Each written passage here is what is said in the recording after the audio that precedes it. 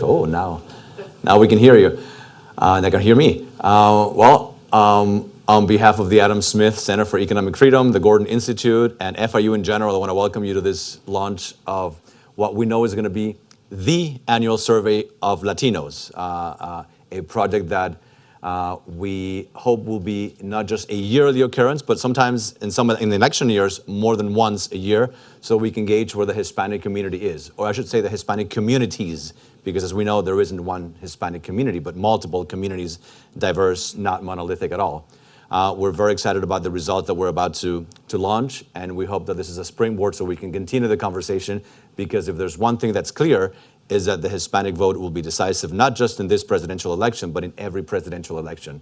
It might not be the one that decides every swing state, but it will decide several of the swing states, and we hope that this will be a launching pad for further conversations. And so, Eduardo, thank you for leading this project, and thank you for presenting the results of this year's survey. Thank you. Good morning. I want to by acknowledging not only our funders, but several key people who've collaborated with us. I want to start out by thanking Carlos Becerra from our center here. This is a fantastic place, and it's a great place to launch this initiative. Obviously to Carlos Diaz-Rosillo from the Adam Smith Center, and Brian Fonseca from the Gordon Institute.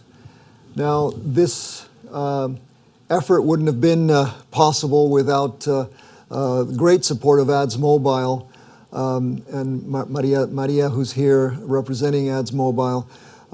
We go back quite a long way, in fact, down to about 2016 when we did a major effort looking at the 2016 election. So thank you again, Maria, for all of the effort that Ads Mobile puts into this.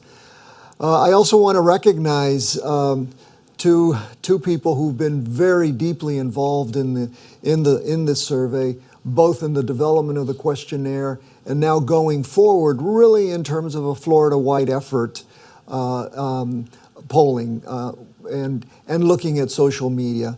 I want to recognize first Joshua Scacco, who directs the University of South Florida's new Center for Sustainable Democracy. I like that title, right? And who has worked with me very closely over the last about 6 months on this effort, and he's got a fantastic initiative looking at social media.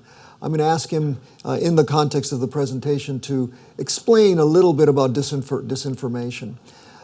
Seated next to him is Evelyn Perez Verdia from We Are Más, an organization in Florida, which looks again at the Hispanic market nationwide and in Florida.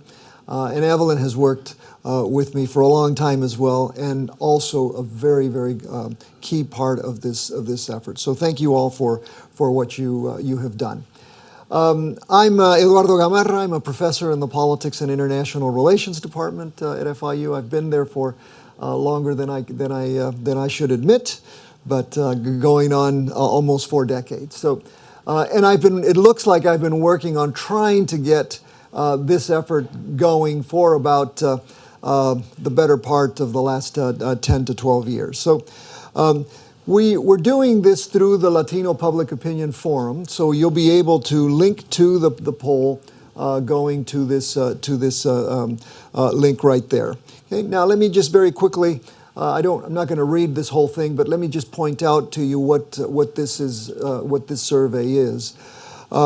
We conducted this survey in the context of the last month, so it's fairly fresh data. The sample size is 1,221. It's a telephone poll, although what we've also done is we reached some respondents by text and then asked them to respond by the survey online. But this is predominantly a traditional telephone poll, right? In the context of the difficulties of polling via telephone, as you know, right? So the margin of error is almost 3% at the 95% confidence interval. So we're pretty confident within a 95% range that our data is correct, right? We of course have selected the respondents primarily from 22 states with the largest concentration of Hispanics in the United States, right? So clearly we cover the largest states, and then those where, in fact, some states with smaller numbers of Latinos or Hispanics that have that will or are swing states, as Carlos was saying. So while their numbers may be small, right, they will be critical in 2024. So let me get into the data for all of you to. These are the sample characteristics, right? It's a fairly young sample. These are the states where the survey was conducted. You'll see it's very California heavy, of course, but that's just a function of proportionality, right? We asked about national origin. Again, we group these, we categorize these. But basically, we even have Bolivians in the sample. So that's, I know in Washington there are many of my compatriots, but in Miami, I think I'm one of the only ones. So we also have grouped them by income. We have a fairly well-distributed gender sample. And then, of course, a fairly educated sample, right? And here, interesting, Ambassador Vecchio's here, Venezuelans are by far the highest educated immigrant group, right? It's really quite an interesting, and it shows up dramatically in the survey as well, okay? All right, so this is an interesting question, of course, that has now been repeated in several companies, not just the university, but certainly places like Pew and others who have asked this question about how do you self-identify, right? And what we found now in a couple of our surveys is that the greatest number is Hispanic. Hispanics prefer to be called Hispanic, right? They don't, a very smaller number prefers to be called Latino, and then a very, very small number self-identifies as Latinx, right? And more on the qualitative side, we get some of the most vociferous reactions when we ask about Latinx, right? People do not like the term Latinx, right? Okay, getting a little bit more in depth. Again, this is a Hispanic sample, right? This is a sample of Hispanics in the United States. So I'll make some comments about how this relates to the general audience, but because they're Hispanics, I think some of the results are really kind of notorious. In large measure because we've always kind of assumed that Hispanics are predominantly Democrats, and so that they would largely be favorable to the incumbent government. But in terms of, this question, is the United States headed in the right direction? There is, over 50%, 53% believes that the country is headed in the wrong direction, right? Now, this is a very qualitative kind of approach to asking this question. This is an open question. So, in fact, if you see some typos in there, it's because there were just such an overwhelming number of responses. What we've done is we've categorized them, right? We're still kind of cleaning up this data. And I do want to say that because we finished polling a week ago Sunday, right, we still haven't really done all of the data crunching that we need to do and cleaning up of the data. So that'll be forthcoming. So I apologize for any typos that you might find in the responses here. But here's kind of an interesting thing in grouping this. So for example, right, like with a general sample, we have most people believe that inflation and the economy are really at the top of mind. I mean, people are primarily concerned about the economy. But what we found rather interesting is how, although it's a small figure, only 7.5%, how, among these numerous responses and categorizing them, that immigration and border control, above all, would be so high in the response rates among our sample, right? And this I think tells us a little bit about where some of this thinking is going, right? Although, again, I don't, for the moment at least, I don't think it's statistically significant. I think it reveals a trend, okay? And then for those of us who live in South Florida, I found it quite interesting, for example, that if you look at, if you look, oh boy, here we go. If I'm supposed to be good at this. If you look at this right here, right, the concern over communism appears to be really not very important in our sample, right? And this is much more of a South Florida concern than it is a national concern over communism. Okay, so but some of the data here is really quite interesting when you kind of group everything coming up. Yeah. Mm-hmm. This is national. This is a national survey. Yeah. Okay.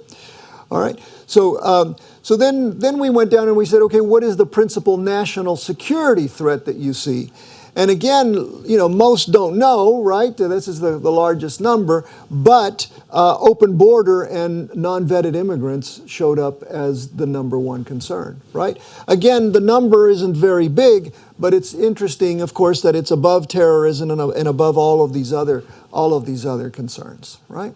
Now, this is an interesting question, of course, but it kind of shows up in the context of not only our electoral debates recently, the immigration crisis that we're facing, and some of us are perhaps again very South Florida focused, but some of us remember the November 9th debate in Miami, where the Republican candidates and then President Trump, in his speech, gave a very incendiary speech about immigration, right, to a predominantly Hispanic crowd, overwhelmingly Hispanic, that was applauding his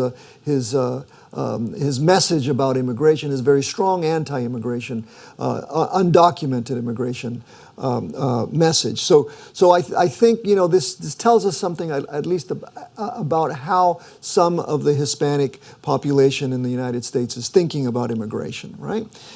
Okay, I want to very quickly here, we have 3 slides, and I want to ask Joshua to tell us a little bit about this particular set here of slides. Let me. I think. We okay? Oh, he's going to bring the mic for you. Okay.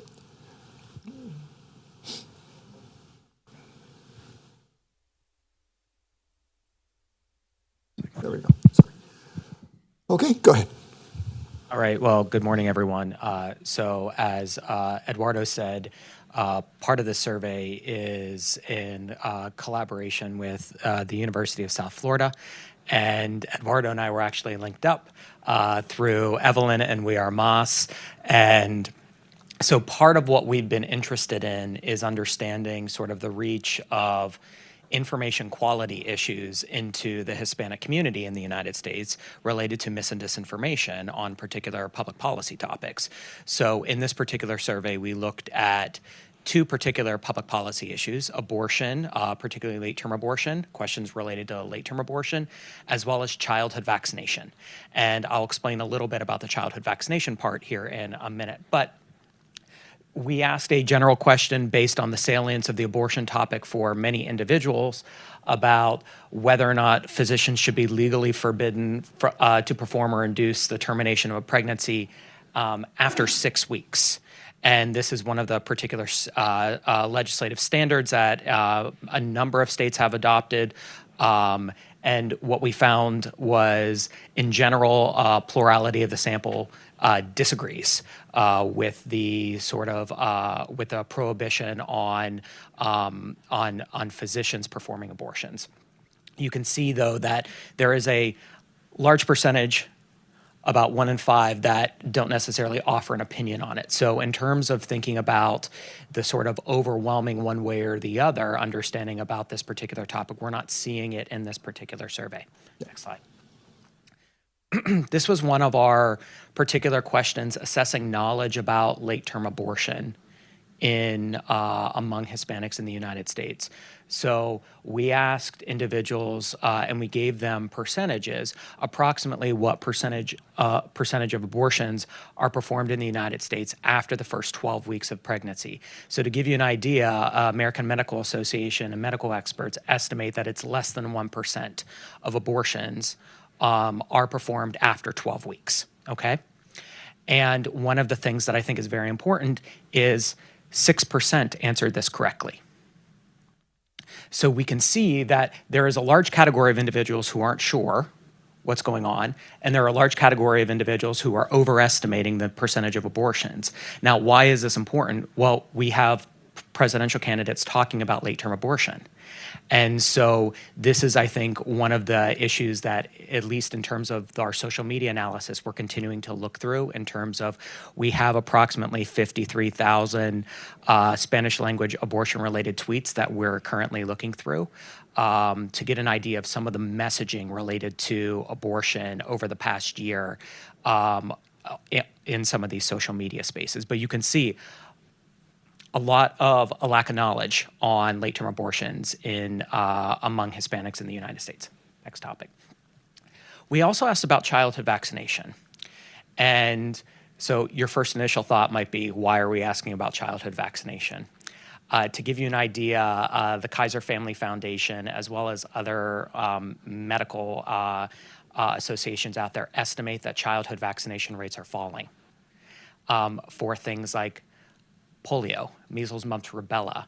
The number of individuals trying to get exemptions in kindergarten for mandatory vaccinations has gone up after the COVID pandemic. So we wanted to get an idea of people's general beliefs about childhood vaccination. So we asked them which comes closer to your view about childhood vaccinations. So approximately 70% say that childhood vaccination protects children from disease, hospitalization, disability, and death. But I think the key component here is that we also have about 30% of the sample that either says it has no effect, they don't know, or it exposes children to disease. This is also important to medical professionals when we think about, for instance, things like herd immunity or community immunity, that there have to be particular levels in a community to protect that community. And these are actually in the range of areas where it could be potentially troubling. So when we look, for instance, at the social media tweets related to vaccination over the past year, we find among approximately 35,000 Spanish language tweets that were sent, the four big topics that emerge, the second most prominent topic is conspiratorial sorts of tweets related to the origins of particular viruses, related to the government attempting to control people, the freedom that they feel is being lacked when things are imposed upon them. So we're continuing to dig into these tweets, and we're going to be using these social media analyses in future surveys as well to better understand sort of what is the messaging environment as well that individuals might be exposed to. So, Great. Eduardo. Thank you so much, Josh. Great. You can turn it on. Right. Okay, thank you very much. That tells us a little bit about where some of our research is going and integrating this kind of research with this newer approach in terms of looking at social media in particular. Okay, so moving right along here, we were trying to, this is essentially how our sample breaks down, right? I have to say, this is a weighted sample, and we're weighting the sample according to party ID, right? So we have 56% who say that they are Democrats or identify as Democrats, 26% who identify as Republicans. And what's interesting, of course, is the growth of this unit right here, right? In fact, one of the things that we've been saying is really that, in fact, elections are sort of defined right here, right? And that, if anything, what we're seeing in this sample is the growth of the independent Latino, right? I think this is a very important kind of place. I mean, we see people registering increasingly as NPA across the nation. So we asked this question, which is often comes up in political discourse, right? Which party best represents your values? And this is interesting because the Democratic Party is still, right, the party that represents, at least Latinos say, that best represents their values. And this coincides, for example, with some of the research that Pew does, right, which you can see here on the side. Pew is a little higher. They say 60%, right, that the party that they most identify with are Democrats. But here is where some of the interesting dimensions of our survey show up, right? So we asked, in the past year, have you considered switching political parties, right? And so if you just simply look at this figure right here, right, 19.5% say that they have, right? 9.2% say that they don't know, right? But so if you just consider these two together, you've got almost 30% of the sample, which tells us that they are either ambiguous or that they have considered switching over. So we wanted to go further in depth in this, and we said, okay, if you've considered switching, right, then what phrase best describes how you've decided to move? This is just of that 19%, right?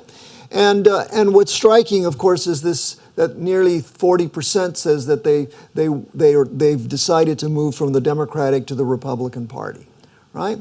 Now, or from Democrat to independent, right? So you have a fascinating move here on the part of that 19%. So see the interesting dissonance here, right?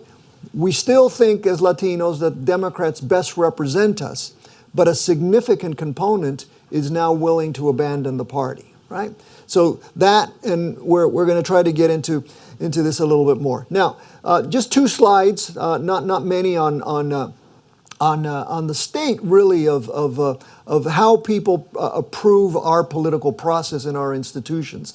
This is kind of a global trend, as we all know, right? People no longer approve their political institutions. People no longer believe in their politicians. And certainly in the United States and among Hispanics, right, this seems to be the trend as well. Fairly low approval for Congress, although even it's a little higher maybe.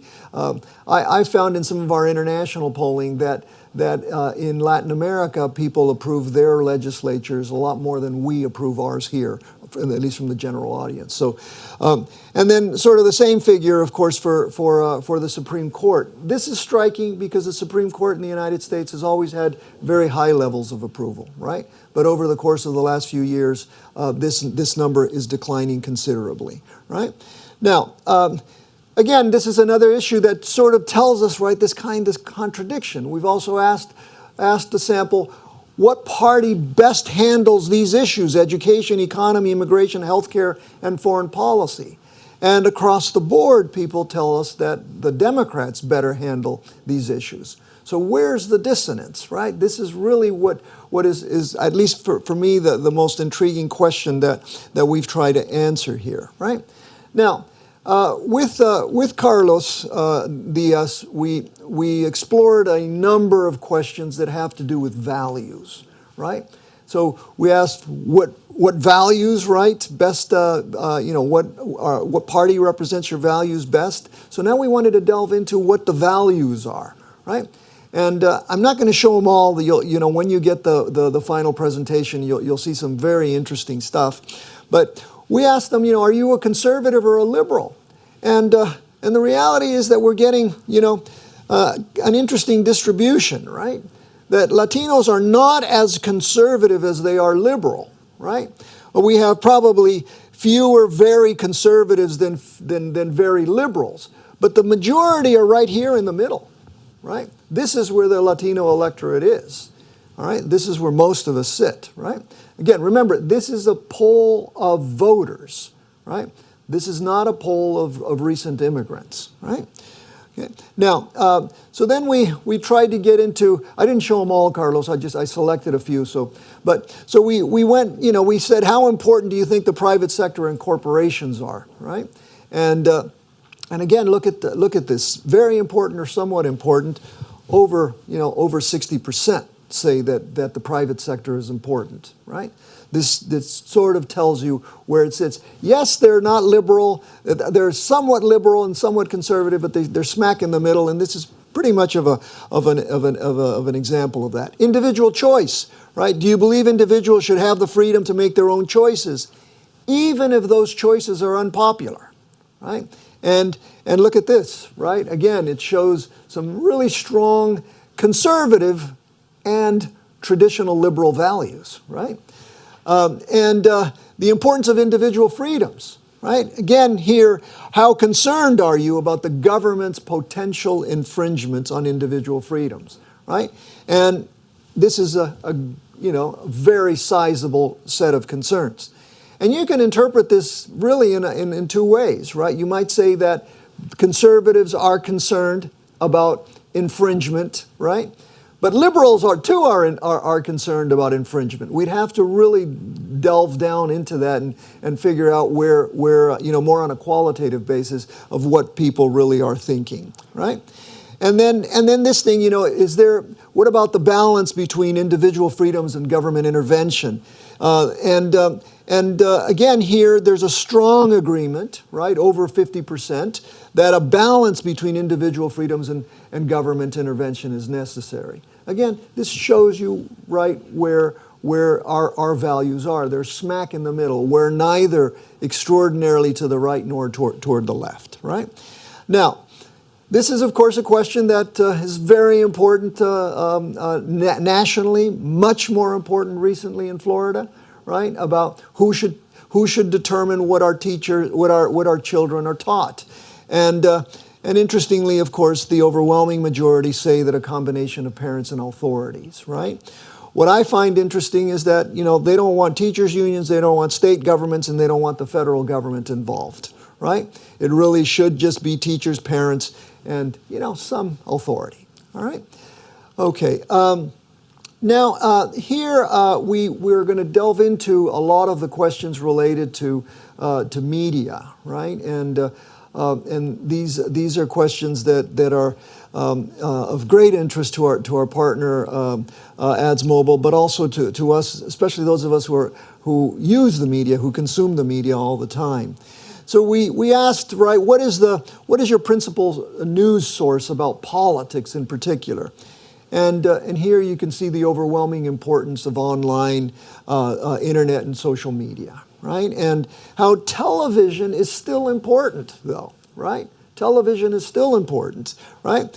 And then when you look at print magazines and print and so on is really way down there, right? So and especially the demise of the radio might be a more and especially with the increase of streaming and so on, right? And then we asked trust in networks, right? Which network do you trust the most? And CNN among Hispanics is the most trusted network. Fox shows up at about 12%, and then a range of others. Now, this was a wide open question, so we again categorized the answers, right? But because a lot of these were local, a lot of people were saying their local TV station and so on. So we had to categorize this into these broad categories. Okay. Now, interestingly, of course, we also wanted to find out, well, what is the language of choice? Now, I want you to keep in mind, this is a group of Hispanic voters, right? These are people who've lived in the United States for a long time. These are American citizens, right? And so what you find here is the overwhelming preference for English language to acquire information about politics, right? Both about the same is important, but you'll see how this breaks down in each of the sources of news in a moment. But we found this to be a very interesting response, and it coincides, in fact, with what at least Maria was telling us about how marketing firms and so on and media firms are looking at the market today, right? Now, and so this is interesting, right? In terms of online, the preference is English, right? Both English and Spanish, about 37%. Spanish only, right? It's a very small number, right? So it's this Spanglish world that we live in, frankly, right? And then television, right, breaks down fairly evenly, right? And when you look at radio, again, it breaks down fairly evenly, right? Now, we can do this by, we have the data can break this down by state. So you see some of the key differences where in some states with a very high concentration of Latinos, you have greater use of Spanish, for example, right?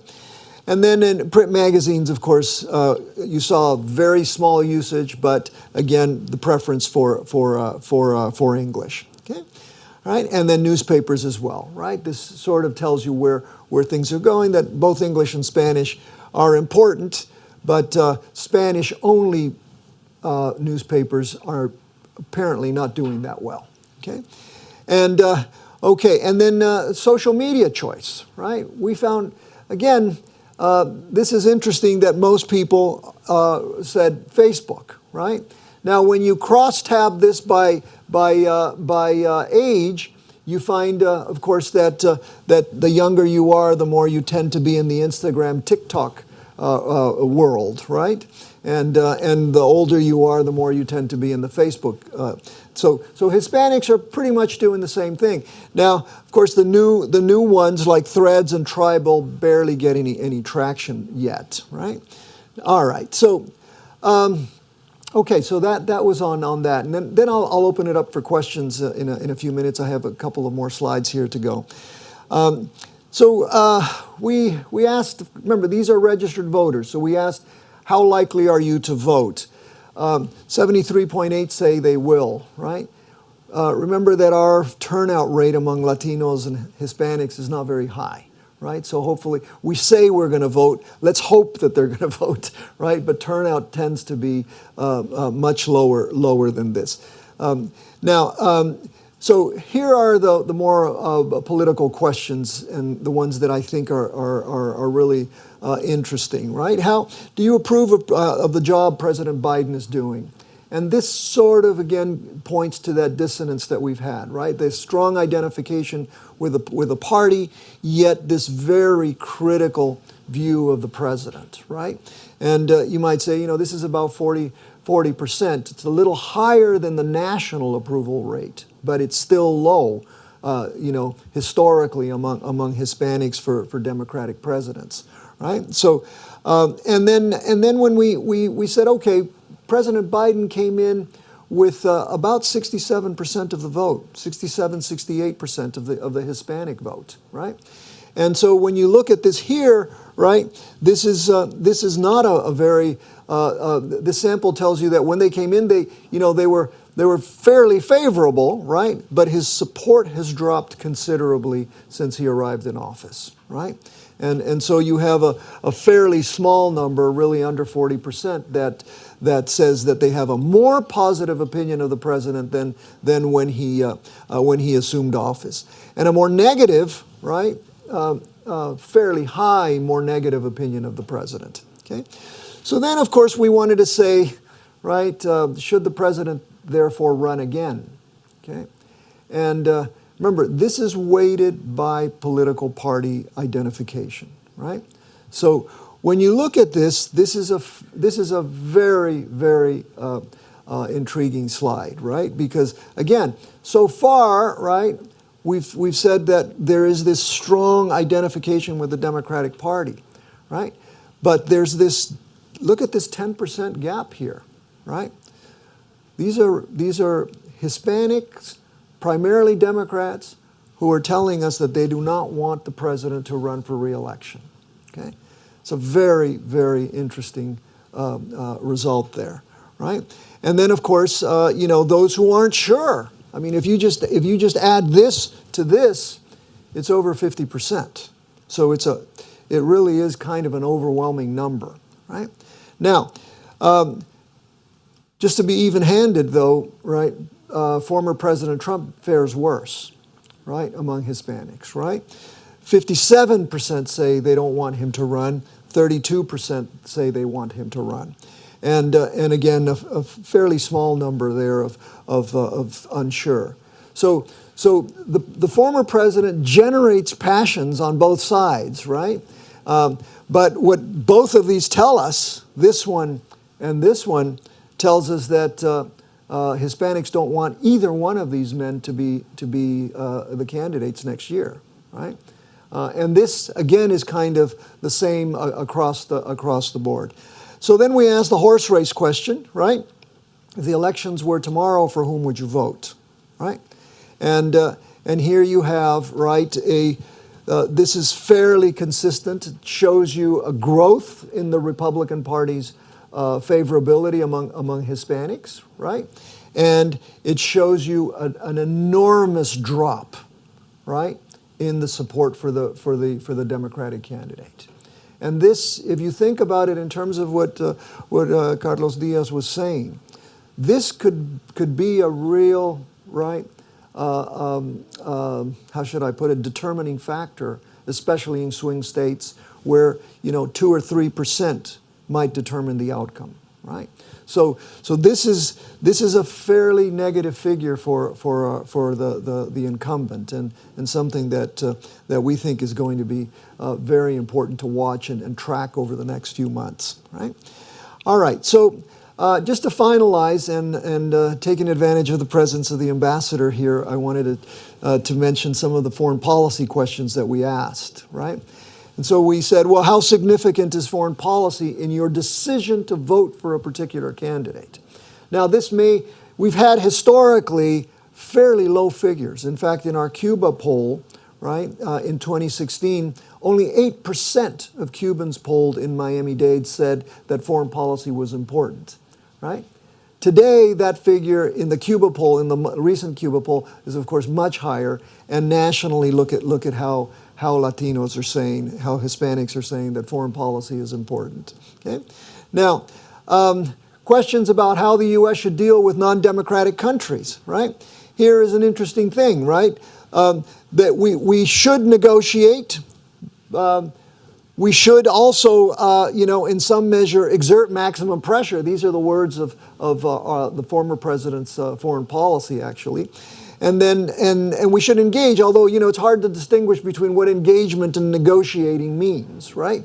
I think negotiating largely means we should actually engage in full-time negotiations, and engaging with them maybe just be recognizing them, as recognizing their government. So very, very interesting. Should the U.S. provide humanitarian assistance, right? Whether there is a political solution or not, right? And there's overwhelming support for humanitarian assistance, even if we don't agree with a government, right? And then how should we deal with the U.S., with China, Russia, and Iran, right? And interesting, right? Do its best to keep the countries out. But look, it's not, 30% roughly say that we should promote investment to compete with, especially I think people are thinking China, right? We should compete with China in terms of investment. Step aside and don't know our options that aren't really that significant, right? Now, we've been looking, and we have another survey that we did a couple of weeks ago of Venezuelans and sanctions, Venezuelans in Florida and sanctions. This is a national sample. So, and what we found is, have sanctions worked, right? And so this question, right, it's an agreement with this statement. Economic sanctions have not worked, and it's time to revise them, right? Strong agreement with that. But what we found now in all of our research on sanctions is that people really, agree with this statement. But none of us really know what the alternative is, right? And so economic sanctions should be maintained until non-democratic governments allow a democratic transition to occur, regardless of their effectiveness, right? The survey we did with Venezuelans tell us that Venezuelans say they haven't been effective, but we should deepen them, right? Right? So they're not effective, but we should deepen them, right? And then should economic sanctions be maintained, right? Interestingly, right, this is interesting, and this is until non-democratic allow, oh no, did I go back? I did go back, yeah. Okay, so policy toward Cuba, right? Remember, this is a national sample. This is not a Florida-based sample. We know what the data tells us in Florida. But here, the agreement, this is the Biden administration's policy, right? fairly weak support for policy toward Cuba, right? And this is, I think, the final slide. Do you agree with policy toward Venezuela, right? And again, strongly agree, a fairly weak agreement with policy toward Venezuela. Now, some of the respondents would ask us, well, what is U.S. policy toward Venezuela? Because, I mean, most people really don't know what policy is. Venezuelans claim in our other survey, they claim to know a lot about policy toward Venezuela, but most don't. So thank you very much. That's the survey. Thank you for your. I know you have some mics around there. If anybody wants to ask any questions or and we may have Just a couple of things. I find this is all You fascinating. want to? Oh, yours is still on. Okay, great. Maybe, perhaps. A lot of interesting slides. I find two of them to be particularly fascinating. One, as from the perspective of somebody who cares about politics, and one from the perspective of somebody who cares about policy. The policy one is the one about foreign policy, if you can put it up there, about Hispanics' perceptions of the importance of foreign policy. That one, right? Because traditionally, right, foreign policy is not a big issue in a candidate's campaign. In the general public, that's is right. not, yes. And here we're talking about well more than 50% say that it's extremely important or very important. If you include the somewhat important, practically all Hispanics think that it's somewhat important, if not extremely important, which suggests that on this particular topic, foreign policy, there's an opening for candidates to discuss foreign policy issues of concern to the Hispanic community, which I would hypothesize have to do with the U.S.-Latin American relations. I think you're correct. So I think that's a very important campaign insight. Right. The other one, the political one, is the one of if you go back, I think it's right before that one, right? If you assume that 13.4% is going to be somewhat split, right? We're talking about President Trump getting close to 40%, right? Which I think is remarkable and higher than any Republican candidate, with one exception, has ever gotten, right? With the exception of 2004, no Republican has gotten above 40%. And this suggests, again, if you split that 13.4, if you take 33% of 13.4, right, you get close to 40%, which I think is remarkable and signifies a potential opening for a Republican campaign, a Trump campaign, to really make inroads in a way that we haven't seen before, perhaps with one exception in American history. Yeah, but I think you're correct there as well. But I would also note, remember, this is a national sample, right? If you look at the state breakdown, that's really where I think the impact is, because it's not just that the loss of support here, right? But it's that 2, 3, 4%. That's right. That will make. Because if you take, for example, I would assume if you take California and New York out, right, that spread is even more red, in states like Florida and Texas and Ohio and North Carolina and Wisconsin and Michigan, right? Right. And so I think there's an opening that we haven't seen in a while, especially when you go into the swing states, because my guess is that the majority of that is being driven by states like California and New York. When you take them out of the equation, the picture is even more dramatic, I think. Yeah, an opening for some and a closing for others. That's right. Right. That's right. Yeah. Okay. Any other questions or concerns? Yes. Why don't I go back here? Was there an option for an additional candidate beyond just Biden and Trump for the respondents? Let me see. No, I don't think so. No, we just asked that, and in the data we asked about other candidates as well. So we paired Biden with others, but given the this is an arbitrary decision for the presentation, right? I don't think it was useful to present the options against. When we were out in the field, there were 8, 9, 10 other candidates. So we opted for who appears to be, hands down the nominee. You will have another. Aren't you working on a follow-up? We're working on a follow-up, right? And I have the commitment of one of our funders, and so we will have a follow-up, and then we'll be able to see a little bit more in depth how this is paring down. Yeah. Mm-hmm. Yes, sir. Thank you so much for this presentation. I thought it was super interesting. Right. I'm wondering if you have a sense. I think there's a mic there because we're live streaming, so maybe you can. I'm wondering if you have a sense of how much of a percentage of the online people who get news from online are getting them from social media or from mainstream print publications. Do you have a sense of that? Not at the moment. We will as we churn the data a little bit more. Okay, and I'm going to ask for the help of our USF friends in that, and some of my colleagues at FIU. So and hopefully down the road in the next couple of weeks, all of the data will be available for those of you who have IRB clearance, right? Okay, so we'll be glad to share the data with you. Yes. Yes, sir. I'm Bob Wims. I'm the Director of Academic Programs at Victims of Communism Memorial Foundation. Right. We have our museum right over here across from McPherson Square if you ever want to come visit. Sure. I don't know if I should be happy or concerned when I see communism at the very bottom of the slide because the people that I've been in touch with, and sometimes I'm in touch with a small group of what would be percentage of your poll, do have concerns or things that they've seen that didn't work where they came from, and they're seeing some of the same kind of things here in the U.S. But my question is, I'm sure this poll probably was done after or before this happened, but the mayor of Dallas changed parties. He's now, Republican GOP for the largest city in the U.S.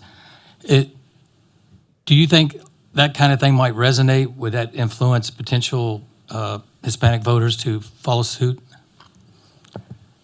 I don't know. It's hard to make without having all of the details of what moved the mayor to change parties, right? What we know, and again, running the risk of being too Florida-centered, right? We know that the messaging on communism has worked very well in Florida, right? It's worked extraordinarily well. Whether it's true or not is irrelevant, right? I happen to think that it's not true, right? I mean, Democrats are not communists, but the messaging that has been thrown out has worked and has been very, very effective, because it's very, it's easy to tell a Cuban population, right, which has in fact, victims that are either, that span 3-4 generations about the evils of communism or socialism, or Venezuelans more recently, and so on, right? But nationally, it's a very different experience, right? And so that's why some of the crosstabs that I've been running tell you, right? Communism rises in concern in places like Florida, but it's not as significant in places like California, right? I'll have to look at the Texas figures a little bit more carefully. So, okay. I think that may have been attributed to border crossings and some of the problems that they were suffering. Yeah, but the border crossings are, you see, interestingly, the high response for border crossings was really a surprise to me, because I thought, other surveys that are out there even say, look, immigration is not that important, and historically it hasn't been. Hispanics have never said that immigration, especially these Hispanics, right? I mean, after all, we've resolved our immigration issue, right? So why should we even care, right? And this actually leads to something that we've been observing very carefully, which has happened with every immigrant group. It's that old sociological theory of the ladder, right? Well, the last person in, pull the ladder up, and the boat is full, nobody else in, right? To me, this somewhat explains why you have a crowd full of Latinos, Hispanics, in a Hialeah park, right, applauding when a former president says, we're going to round them up and have the largest massive deportation of undocumented. That, is a striking thing, that it would have that much support. What's striking to me is that we're finding this kind of opinion outside of Florida, right? That's what's striking. But then again, Prop 187 in California was proposed by Mexican Americans, right? I worked, one of my very first jobs was with Marielitos in 1980. And I remember trying to send Marielitos to Miami, and Miami, families telling me, don't send me those Castro's animals, right? So it's not that Latinos are any different. In fact, I think in some measure we're finding evidence that they're behaving very much the way all immigrants groups have. Okay? All right. Yes, Ambassador. Yes.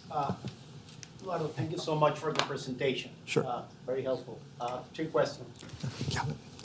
One, have you compared these results with regular polls, related to only, let's say, regular Americans? Are they the same? We are thinking the same way or different way? Particularly in the issues and in the candidates. Yeah. That's one. Second, based on the data, in which swing states do you think the impact of the Latino community will be important for the next election? Yeah. The last one is related to migration. I saw it. I mean, they are concerned about the migration, the open border issue, but do they care about migrants? I mean, do they reject them? Do they accept them or not? I mean, have you? Yeah. that point? Three very good questions. One, have we compared this with national? Well, again, we've had a week to digest this, and I was in Argentina on an airplane looking at some of this data. So we haven't really gone to do the kind. I've done it over the last couple of days, and this is, what's striking to me is that we sort of expected historically, right, for Hispanics to think differently than the majority. But if you look at the issues, right, the concerns are fairly much the same, right? We're concerned about the economy, overwhelmingly about the economy, right? So that falls right into what the mainstream thinks, right? The second thing, there are a number of key states where I think swing states where the Latino vote will be significant, even in those very small margins. The closer the margins, right, the more important a vote like this will be, right?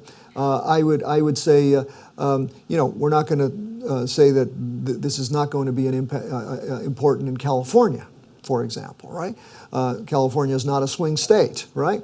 But it will be in others with heavy concentrations of Hispanic, at least a greater concentration of Hispanics. And there, what I've been saying is, a 2 or 3% shift in Hispanic vote could have a dramatic impact on the outcome. Any names?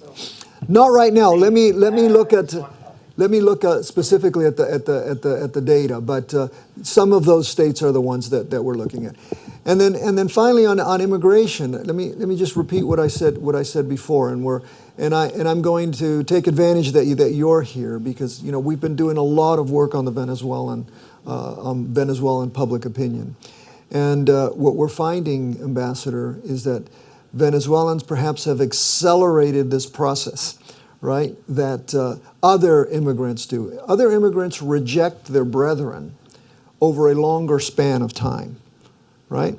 In other words, it takes them a couple of decades to really say, those guys that are coming now, well, they're not really as good as us, right? They're different.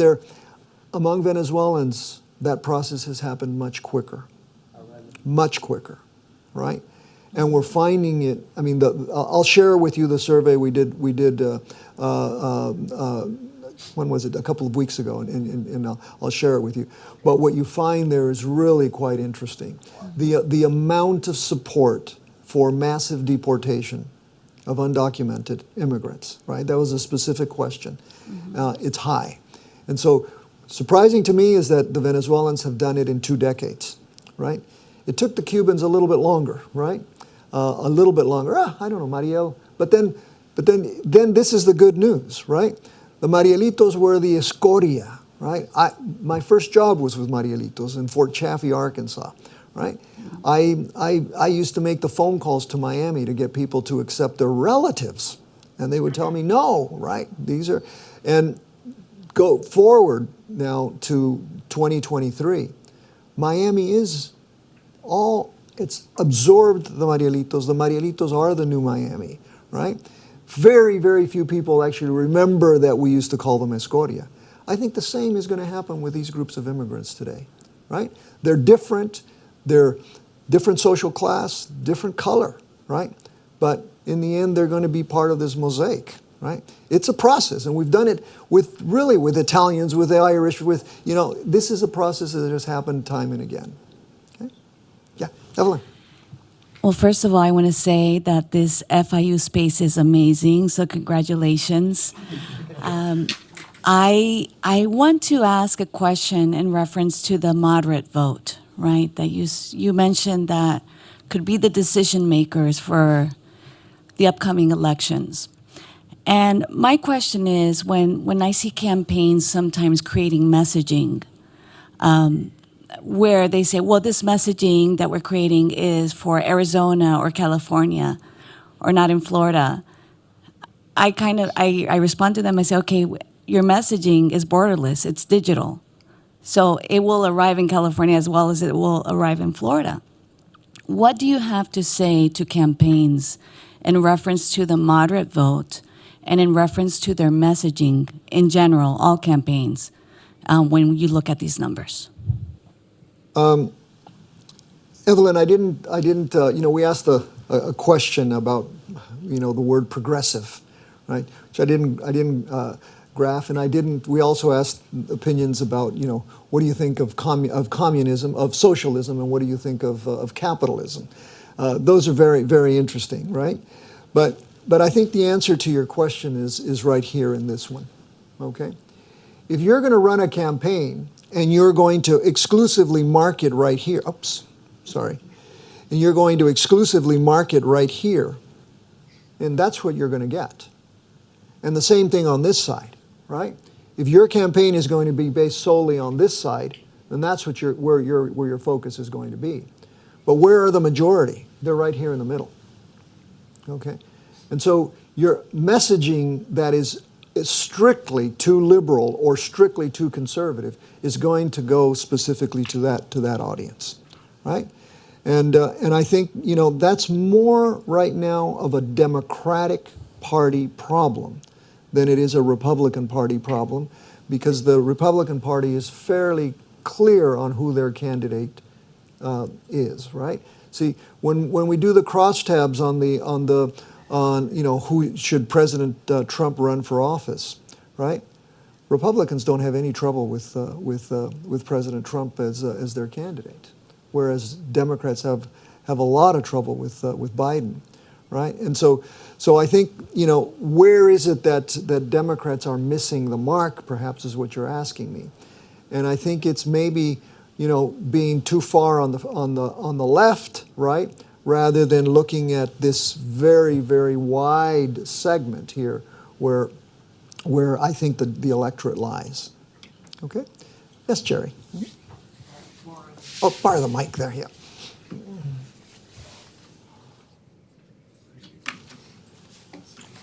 Here we go. Yeah. Hear me now? Yes, Okay. Jerry, thank you. Excellent. Really well done. I have a question in survey research that's confounded me even with my own work. How do you hold for or compensate for decisions that are made based on a particular candidate's personality, say their charisma or a lack of it, when their weighing in on that issue is essentially, in their heart of hearts, inimical, absolutely contrary to where their vote is? People voting for a candidate who truly does not represent where they are on policy issues. How do you compensate or hold for that in a survey? It's a very tough question to answer without telling you that some of the questions we didn't ask and we should have, right, in this survey. One of them is, in fact, I was asked this by Maria yesterday. Did you not ask the age question, right? We should have, and I think we will, right? Age and the perception of really two old men, right? These are two old guys running for the same position, right? The difference in age is what, 3 years, right? 2 years, right? And yet one guy looks really old and the other guy looks very dynamic, right? And since we're pushing up in that direction, right, age does matter, but we didn't ask the question, right? Now that's fairly subjective, you might say, right? So then we're asking the policy choices, right? So is it more important than these kinds of very subjective things? And historically, you might say, look, I've done a lot of my work in the Dominican Republic, as you know, where there was a candidate who was 93 years old, right?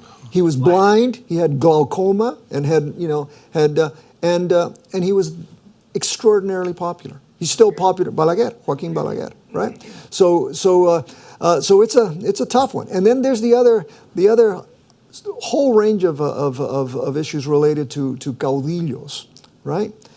I mean, we in looking at Trump as el caudillo, right? At first I said, well, a caudillo has this very negative connotation, right? For social scientists, right? But for the electorate, it doesn't. Especially a Hispanic electorate. Hispanic electorates like caudillos. El caudillo me resuelve las cosas, right? And Trump is el caudillo. And where originally, the Democratic messaging was about el caudillo is a bad guy, right? Right? The Republicans sort of took that as, no, yes, he is our caudillo, right? He's the party caudillo, and he alone can resolve issues, right? So again, that's very subjective. How do you measure it? I think, this is why sometimes some researchers say, give me a good focus group over a survey any day, right? All right. Yes, Maria. Mm-hmm. Fantastic job. Thank you, Maria. Thank Absolutely you for your support. fantastic. It's the dichotomy of so much of this, right? I mean, that keep the immigrants out, but for sure give humanitarian aid where it's needed. I mean, it just really blows my mind. But this whole, I can relate to the Democratic Party, the values of the Democratic Party, but I'm switching, which is such a huge opportunity for the Democratic Party to develop some strategic overarching campaign that targets today's Hispanic market, not the Hispanic market of years ago, right? I mean, and we see the media here, 67% of the Hispanic market is US born. So why would you only focus on Spanish only, right? It's got to be a composite of the market today. And it needs to be bilingual, and it needs to speak to the issues of duality, of being bicultural, of living in a collectivist world and in a very self-reliant world. And what are the issues that impact individuals that live hybridity every day of their lives, right? So I think there's a huge opportunity here, and it's a great presentation. So congrats. Thank you, Maria, for all your support. So. I'm not sure whether there are any more questions. And are there questions? Oh, yes, Dr. Popova. Hi, Dr. Guevara. Thank you so very much for the presentation. Thank you. So you already mentioned that perhaps one of the reasons why the Hispanics contemplate the move from the Democratic to the Republican Party, or generally just grow dissociated with the Democratic Party, is because their policies are a little too left for the Hispanics' taste. Can you possibly see any other reasons in addition to that as to why the Democratic Party is becoming less popular among the Hispanic voters? That's a very good question. It's a very, very good question. And it's one that, look, I think that overall, right, for example, when you look at the values question, right, which party best represents your values, I think that Hispanics, although it's hard to make a blanket statement about that. Again, let's go back to Hialeah for a moment, right? And without being too extreme on Hialeah, right? Hialeah and Florida have the highest per capita consumption of Obamacare in the country, okay? And yet they're supporting overwhelmingly, right, a candidate who's pledged to abolish Obamacare, right? Repeatedly, not just now, but repeatedly. Right? So those are the contradictions that are really hard to explain, right? And I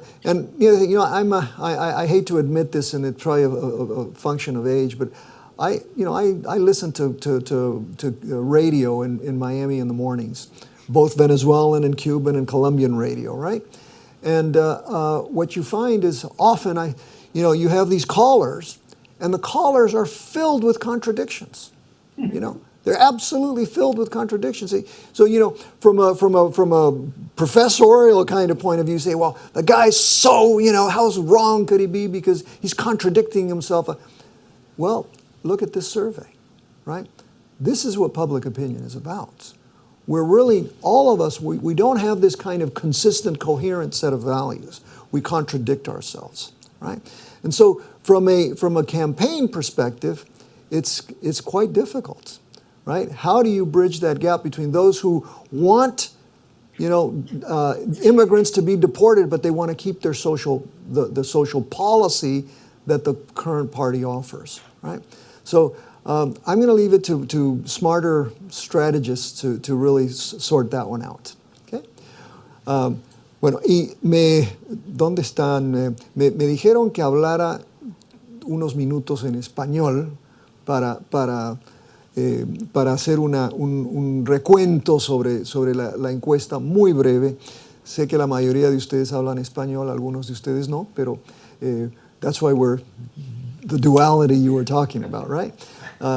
Pero lo que hemos visto en esta encuesta es precisamente una dualidad interesante. Hemos visto, por una parte, que el público hispano votante en los Estados Unidos se identifica con el Partido Demócrata y se identifica de una manera bastante fuerte, más del 55%. Sin embargo, a la vez es muy crítico del gobierno actual y en particular del presidente. Vemos también que el público hispano en los Estados Unidos, el público votante, es un público bastante centrista. No es un público extremista, no es ni de la derecha extrema ni de la izquierda extrema, más bien está muy centrado. Y yo diría que en ese sentido el gran desafío en lo que viene de los próximos años es particularmente cuando uno ve la lámina sobre por quién votarían, que el hispano no quiere ni al expresidente Trump ni al presidente Biden como candidatos. Entonces el gran desafío es en el contexto de una etapa en la que no creemos en instituciones, no creemos en el sistema, no creemos en individuos, es tener una elección entre dos individuos que no representan a ninguno de los dos, que no representan lo que piensa el hispano votante, ¿no? I think that's good enough, right? So, all right. Yes, Jerry. Okay. Bueno, inglés o español, tú me dices. Inglés para que, so everybody else can. Yeah. Great, that'll give me a chance to practice my English. It's hard. Being in these It's hard, I know. Very short distance. So, okay, I'll behave. Of the entire survey, the only question I didn't like is this, because when you self-identify conservative, are we talking about traditional conservatives, American Enterprise Institute? Are we talking about libertarians from the Cato Institute? Or are we talking about the Heritage Foundation's Republican populism? When you're asking people to self-identify, that's going to be very difficult. Yeah. No, you're right. I mean, you know, yeah, we're not, most people have no idea what libertarians are, right? And you saw Milei's campaign, and 90% of Argentines, I would say more, didn't understand what the heck he was talking about, right? But to survey, when you self-identify, are you a conservative? Yeah. And you see that your set of values are, but at the same time, you're for an individual choice. That's my problem. I understand your concern, but at the same time, when we're asking a general audience, right, those kinds of very specific questions are very difficult to get at, right? You'll have to ask them, you know, have you ever heard of what is a libertarian? You'll get 95% won't know, right? So this is what the media tells us. Are you a liberal or you're a conservative, right? They understand these very broad generalities. Okay? One more? Yes, please. All right. If I can, Final one, just right. popped in my mind. So what's the deal with the Latinx self-identification? Why don't they like it? Is it supposed, because it's associated with something very progressive? What's the deal there? No, I think, you know, in some way, if you want to look at it, Hispanic, for example, in English, Hispanic is rather gender neutral, right? Right? But when you do it in Spanish, Hispano, then it's not gender neutral, right? And if our Argentine friend just left, but if you go to Argentina, in Argentina, they've become really, really, really, into the language change, right, of adding the S and all of that stuff.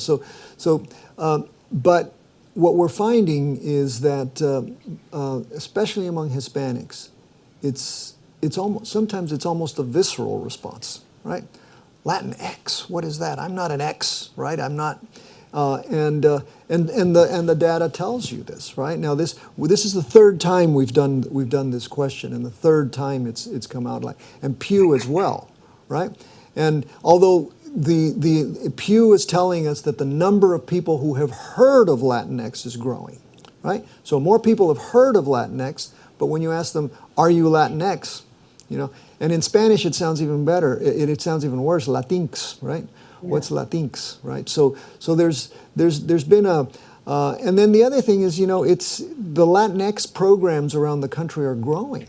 Universities are across, especially, in some Latin American studies programs and so on. They're using the term Latinx at universities, right? But the general public doesn't like it. Okay. Bueno, les agradezco mucho. Thank you all for coming. It's wonderful.